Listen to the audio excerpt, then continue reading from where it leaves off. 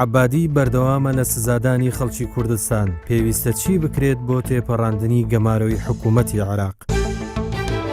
دەبێ ئەم خۆی گرتو بن ماڵا کورد بگیرن، یعنی درستی ببینە یەک حتا دژمن یعنی چارەسەر نابیتن، یعنی ئەوە ما هیچ وقتی زەفەری مناچێتن هەکە کورد هەم یەک بیت، هەمە بنە بڕۆیەتێک برە حیاتا خۆ من قەنیعەت پێ نییە کورد بیتە ببنە یەک.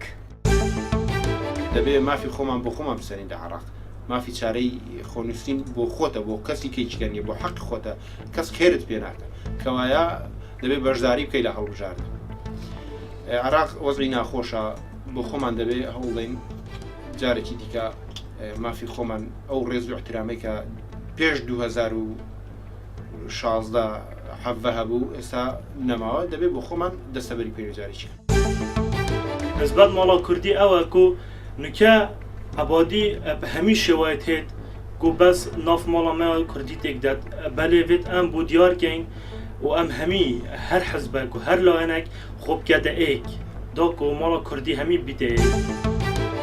ئێمە هەمومان دەبێ یەک دەنگ و یەک ڕەنگ و یەک قسە بین بەرامبەر هەڵوێستەکانمان بۆ ئەوەی ئەو هەڵوێستانی ئێمە بە شێوەیەکی ڕاست و دروست جێگای خۆی بگرین. ئێمە هەرچەندە ڕێک بین، هەرچەندە یەک بگرین، ئەو کاتە دەتوانین وڵاتمان بەرەو پێشەوە بەرین. وڵات ئاوادان دەبێت.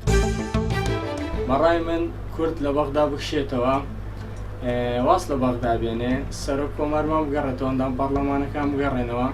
ئێمە تازە شتێکمان لەگەڵ بەغدا نەماوە و بەغدا هیچ شتێک بۆ ئێمە ناکە، ئامادە نییە. بە درێژایی مێژوو بەغدا هیچ شتێکی بۆ ئێمە نەکردووە و دڵنیاشم ئێستا نایکاتن.